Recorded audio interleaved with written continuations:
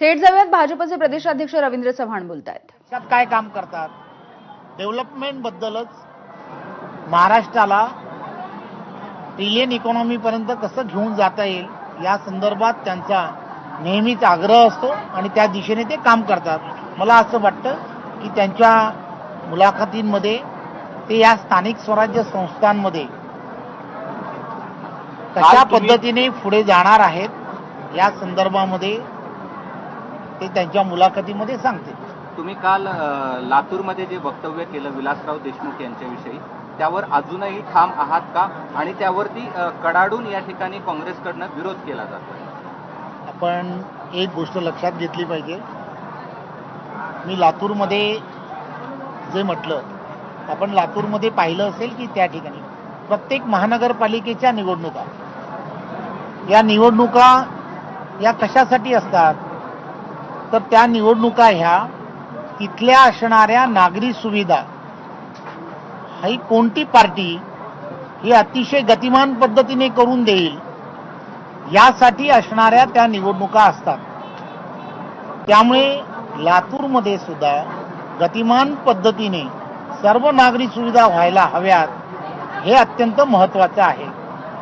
मी विलासरावांचा जरा सुद्धा कोणत्याही गोष्टीमध्ये त्यांच्यावरती टीका टिप्पणी काही केली नाही, परंतु त्या ठिकाणी ज्या वेळेला मी पाहिलं तिथला असणारा काँग्रेसचा अजेंडा काय तर विलासरावांच्या असणाऱ्या पूर्णच्या पूर्ण विलासराव फार मोठे नेते होते, मुख्यमंत्री म्हणून त्यांनी काम केलंय, परंतु त्यांनी त्यांच्याच बाबतीमध्ये त्यांनाच घेऊन आपण मतदान करावं, विलासरावांना घेऊन मतदान करावं, विलासराव यांनाच फोकस करून काँग्रेस तिथे मतदान मागताय।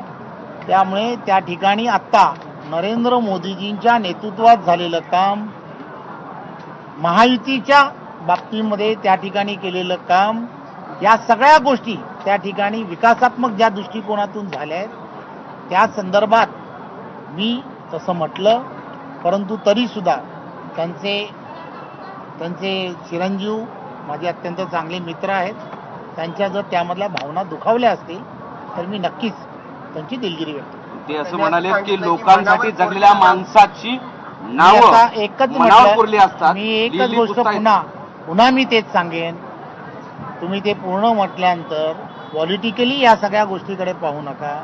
माझी पुन्हा तेच विनंती आहे, त्यांच्या चिरंजीवांना तेच सांगण्याचा मी प्रयत्न करेन, जर त्यांच्या भावना दुखावल्या असतील तर मी त्यांची दिलगिरी व्यक्त करेन। लातूरकरांची दिलगिरी व्यक्त करता, पुढचा प्रश्न पुढचा लातूरकरांची दिलगिरी व्यक्त करता की चिरंजीवांची? चिरंजीवांनी त्या संदर्भामध्ये जेव्हा म्हटलं त्यावेळेला मी हेच म्हटलं की विकासाचं राजकारण हे त्या ठिकाणी व्हायला हवं।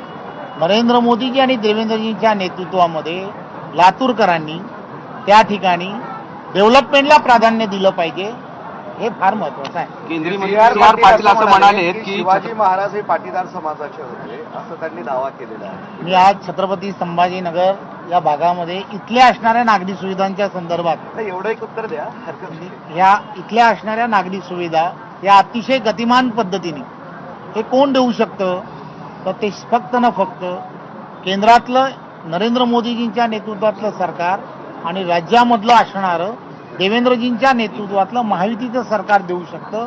त्यामुळे छत्रपती संभाजी नगरमधील सर्व मतदारांना मी विनंती करायला आलो आहे की आपलं मतदान हे भारतीय जनता पार्टी कमळ या चिन्हासमोर द्यावं। धन्यवाद। तर भाजपचे प्रदेशाध्यक्ष रवींद्र चव्हाण बोलत होते।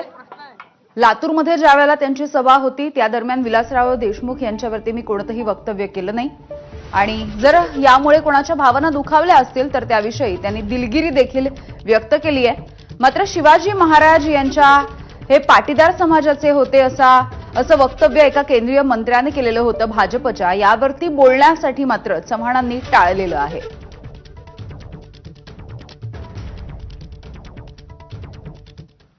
बघूयात पुढची बातमी।